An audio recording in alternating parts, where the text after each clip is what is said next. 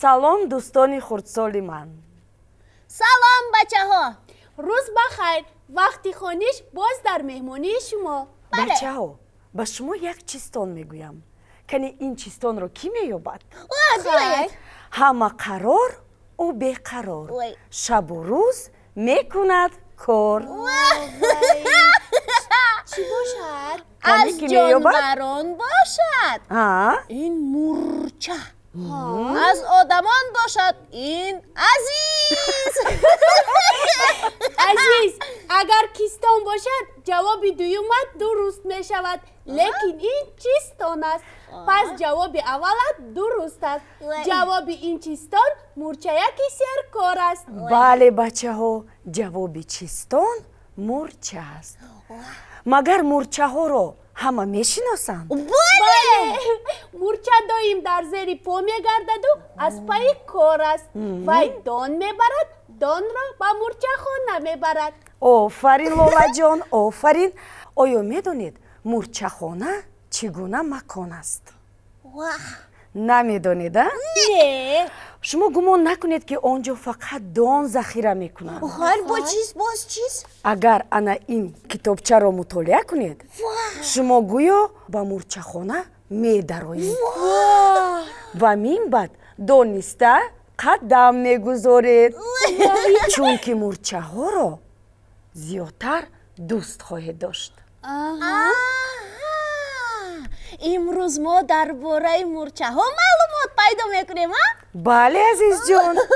ба ман ҳамешам зиндагии мӯрчаҳо шавқовар буд. биёед тезтар хонем. бачаҳо, ба расм бо диққат нигоҳ кунед. дидед? ба фикри шумо ин чӣ аст? ба фикри ман ин як мушт хок аст. ин тӯдаи хок хоки оддӣ нест. ин тӯдаи хок чӣ сиру асроре дорад. ҳозир матнро мехонем ва сирашро ҳам мефаҳмем. биёед. бачаҳо, шумо ҳам наздиктар шинед ва бо диққат гӯш кунед. хоб шудаст. ҳамроҳи бачаҳо мешинем. ин қалача хонаи мӯрчагон ё мӯрчахона аст. зери он хонаву хоначаҳои зиёд дорад. бо диққат нигоҳ кунед. дар атрофи он мӯрчаҳоро мебинед. онҳо мӯрчаҳои посбонанд. қалъачаро нигаҳбонӣ мекунанд. мӯрчаҳо хокро аз зери замин канда ба берун бароварданд. дар натиҷаи боло ҳам гузаштани лулачаҳои хок ин қалъача пайдо шудааст. қалъача чанд сурох дорад. сурохиҳо барои рафтуомади мӯрчагон хизмат мекунанд. сурохиҳо ҳавои хонаи мӯрчаҳоро тоза нигоҳ медоранд. шабона барои нигоҳ доштани гармӣ сурохиҳо маҳкам карда мешаванд. ана ман гуфтам ку ин хок хоки оддӣ нест. ва маълум мешавад ки мӯрчаҳо дар қалъача зиндагӣ мекунанд. бале. хеле боҳушанд. ҳоло аҷоиботи олами мӯрчаҳо дар пеш аст. дар пеш? бале. ба фикри шумо мӯрчаҳо оила доранд? дар қалъа ки зиндагӣ мекунанд, пас оила ҳам доранд. дар ин китобча дар бораи оилаи мӯрчаҳо маълумот бошад? маълумот бошад. ҳоло хонданро давом медиҳем ва маълумотро дар бораи оилаи мӯрчаҳо ҳам мефаҳмем. бале, мӯрчаҳо дар оилаи калон зиндагӣ мекунанд. дар як оила баъзан ҳазор, баъзан миллион мӯрча зиндагӣ мекунад. дар ҳар оила 3 нави мӯрча мавҷуд аст. малика мӯрча, мӯрчаҳои коргар ва мӯрчаҳои нарина. малика мӯрча модари ҳамаи мӯрчаҳои оила аст. мӯрчаҳо аз тухми ҳамин малика мӯрча ба дунё омадаанд. якчанд мӯрча хидматгори малика мӯрчаанд. ба вай ғизо медиҳанд ва тухмҳои гузоштаашро дар хоначаҳои алоҳида ҷобаҷо мекунанд. малика мӯрча аз мӯрчаҳои дигар бузургтар аст. мӯрчаи корӣ аз малика хурдтар аст. вай ҳамеша кореро анҷом медиҳад. мӯрчаи нар аз мӯрчаи корӣ ҳам майдатар аст. вай бол дорад ва метавонад парвоз кунад, аммо коргар нест. дар оилаи мӯрчаҳо чанд нав мӯрча зиндагӣ мекунад? се нав мӯрча зиндагӣ мекардааст. Хоб. малика мӯрча, Бале. мӯрчаҳои коргар, мӯрчаҳои нарина. дуруст лолаҷон. аҷоиб, малика мӯрча модари ҳамаи мӯрчаҳо ба ҳисоб мерафтааст. бале мӯрчаҳои коргар аз саҳар то шом кор мекарданд. муаллимаҷон, ҷон, бобоям мегӯянд ки мӯрчаҳо ҳам одоби саломро медонанд. албатта. бо шохчаҳояшон ба ҳамдигар салом мегӯянд. оё ин рост аст? ҳоло қисмати навбатии шохакҳои мӯрча барои чӣ дар корандро мехонем ва боз маълумот пайдо мекунем. Биёед. дар сари мӯрча ду мӯйлаби борик аст. онҳо ба антеннаи телевизор монанд ва ҳамеша дар ҳаракатанд. агар рафтори мӯрчаҳоро дида бошед, ҳангоми вохӯрӣ дар роҳ чанд сонияи рӯбарӯи ҳам истанд. шохакҳояшонро такон медиҳанд, гӯё бо якдигар гап мезананд. мӯрча бинӣ надорад. бӯйро бо шохакҳояш ҳис мекунад, шарикашро мешиносад ва бо вай гуфтугӯ мекунад. агар мӯрчаи донаи бисёр пайдо кунад, зуд ба мӯрчахона меояд. дар назди дигар мӯрчаҳо мӯйлаб ё шохакҳояшро ҷунбонида шикамчаашро ба замин мемолад. ба атроф бӯе паҳн мегардад, яъне мӯрча хабар мерасонад ки дар ҷои донаи бисёр дидааст. мӯрчаҳо дарҳол аз паси ӯ берун мераванд. мӯрчаҳо чунон зираканд ки заминларзаро ҳам пештар аз одам эҳсос мекунанд ва аз як мӯрчахона берун мераванд. агар шаб бошад, то субҳ нахобида дар берун меистанд. ҳатто то як рӯз пас аз зилзила низ ба хона намедароянд. ҳар хабари хушу нохуш дар мӯрчахона барқсон паҳн мегардад. бисёр китобчаи шавқовар. ин шохакҳои мӯрча нақши антеннаи бӯйфамро ҳам доштааст. исто ба фикри ман сими пулти мошинчаи маро ба шохаки мӯрча монанд карда сохтаанд. аммо ҳиссиёти шохчаҳои мӯрча хело баланд аст. шохчаҳои пулти мошинчаи ту ҳис надорад. ҳамин хел не муаллимаҷон? бале ҳамин тавр. бачаҳо, оё шумо медонед ки мӯрчаҳо чӣ мехӯранд? медонӣ чӣ ман мехӯранд? медонам. Канӣ? онҳо шириниро бисёр дӯст медоранд. ҳамин ки дар куҷои қанд ё пиёлаи мурабборо диданд, дарров дар гирдаш ҷамъ мешаванд. ширинӣ. онҳо на танҳо ширинӣ мехӯранд, онҳо чӯбу решаи дарахтро ҳам мехӯранд. қисми навбатӣ дар бораи ғизои мӯрчаҳо нақл мекунад. бо диққат гӯш кунед. гӯш мекунем. мӯрчаҳо ҳама гуна ғизоро мехӯранд.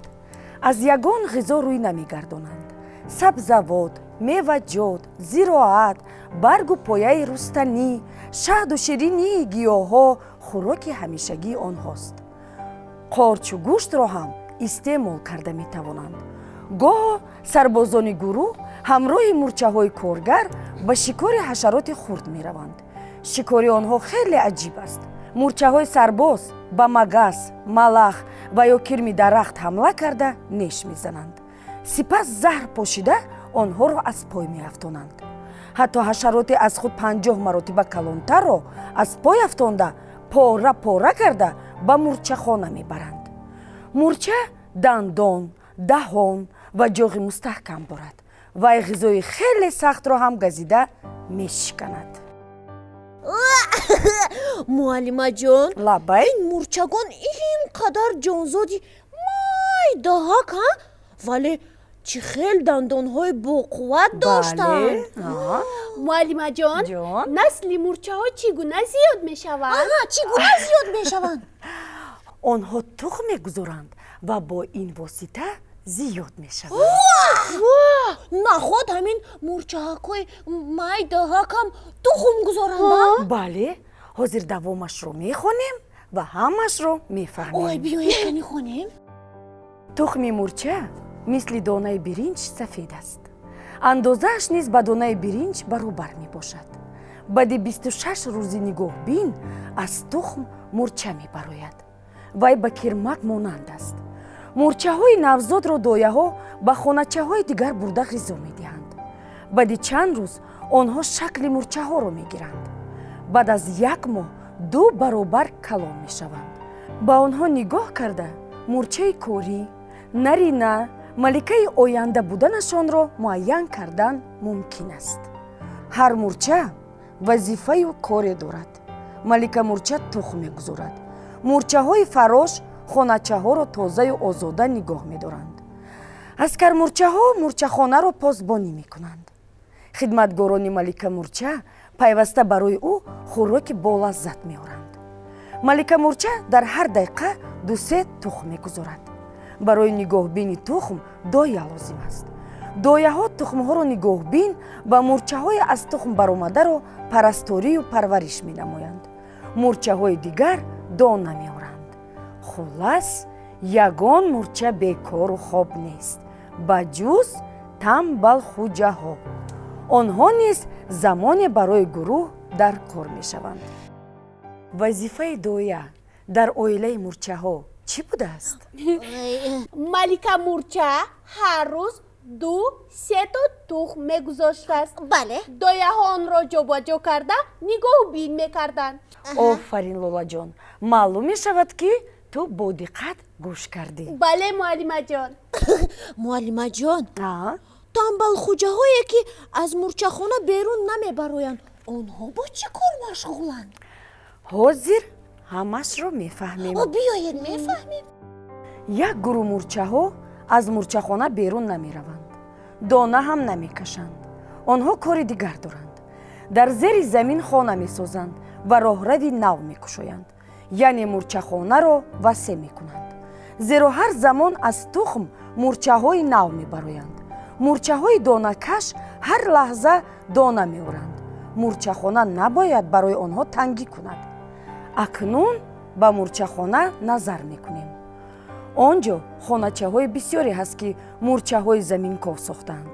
хоначаҳо барои захира кардани ғизо, нигаҳдории тухм ва истироҳат сохта шудаанд. барои зимистонгузаронӣ ҳам хоначаҳои алоҳида мавҷуданд. мӯрчахона якчанд қабат дорад. шумораи ин қабатҳо баъзан ба 40 адад мерасад. вақте ягон хонача лозим нашавад, даромадгоҳи онро бо кулухча маҳкам мекунанд. малика дар дохили мӯрчахона хонаи калону барҳаво дорад. дар оилаи мӯрчаҳо ҳеҷ кадомаш бекор нест. мӯрча ҳашароти заҳматкаш аст. аз субҳ то шом аз пайи пайдо кардани ғизо мегардад. онҳо фақат шабона дам мегиранд. аммо нави мӯрчае ҳаст ки шабона низ кор мекунад.